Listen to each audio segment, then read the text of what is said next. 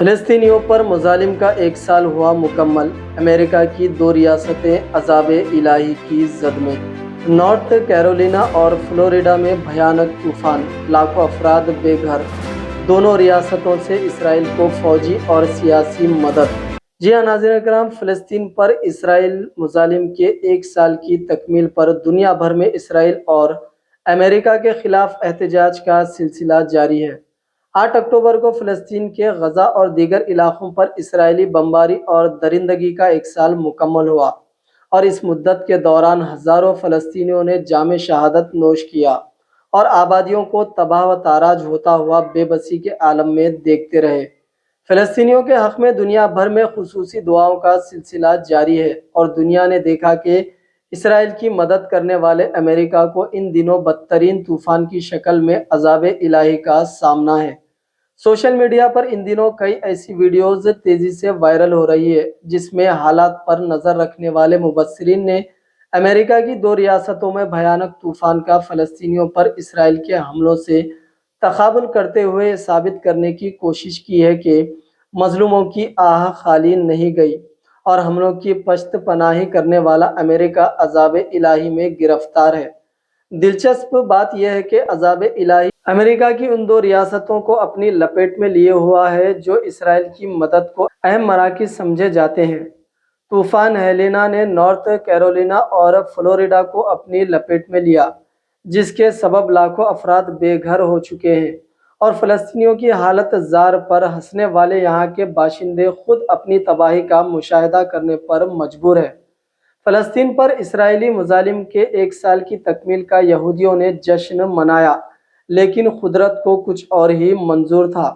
حقیقی ظالم تو وہی ہوتا ہے جو مظلوم کو نشانہ بنانے کے لیے کسی کو آلائے کار بنائے۔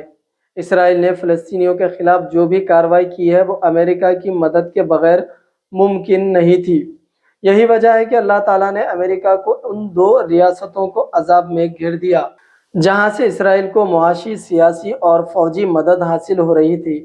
نارتھ کیرولینا امریکہ کی وہ ریاست ہے جو ملٹری پاور سینٹر کے طور پر شہرت رکھتی ہے۔ یہاں فوجی ساز و سامان کی تیاری کا اہم مرکز، اور اطلاعات کے مطابق نارتھ کیرولینا سے فوجی ساز و سامان اور ہتھیاروں سے لیس طیارے اسرائیل کا رخ کرتے ہیں۔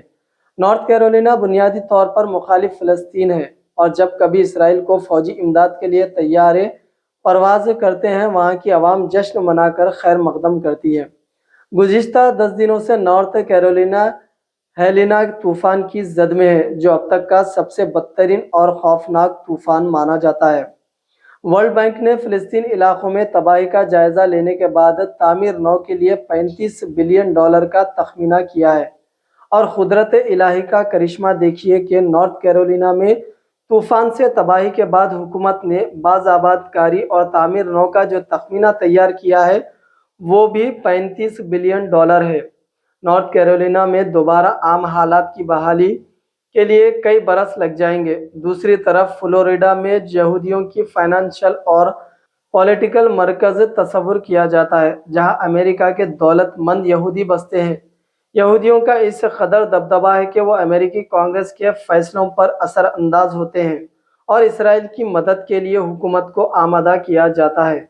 فلوریڈا کو یہودیوں کی سیاسی دباؤ کے بعد نارتھ کیرولینا سے فضائی ساز و سامان اور ہتھیاروں کے ساتھ ساتھ طیارے پرواز کرتے ہیں۔ عذاب الہی کا دوسرا نشانہ فلوریڈا بن چکا ہے، جہاں 180 میل فی گھنٹہ کی ناقابل یقین رفتار کے ساتھ تیز ہواؤں نے ہر چیز تہس نہس کر دی ہے۔ بتایا جاتا ہے کہ فلوریڈا کی آبادی 2.2 کروڑ ہے، جن میں سے صرف 20 لاکھ افراد ریاست میں باقی ہے۔ باقی تمام نے تخلیہ کرتے ہوئے دیگر علاقوں کا رخ کر لیا ہے۔ طوفان کی اس قدر ہولناک اور خطرناک رخ کو شاید ہی دنیا نے کبھی دیکھا ہوگا۔ بتایا جاتا ہے کہ فلوریڈا کی باز آباد کاری اور تعمیر نو پر $200 بلین کے خرچ کا تخمینہ ہے۔ نارتھ کیرولینا کی 1 کروڑ آبادی میں تقریباً 50% بے گھر ہو چکی ہے، اور دونوں ریاستوں میں لاکھوں افراد کے بے سہارا ہونے سے فلسطینیوں پر مظالم کی یاد تازہ ہوتی ہے۔ امریکی حکام اور وہاں کے بااثر یہودی بھلے ہی طوفان کو آفات سماوی تصور کرتے ہو، نپٹنے کی کوشش کر رہے ہیں، لیکن اہل ایمان جانتے ہیں کہ یہ عذاب الہی کی دوسری شکل ہے۔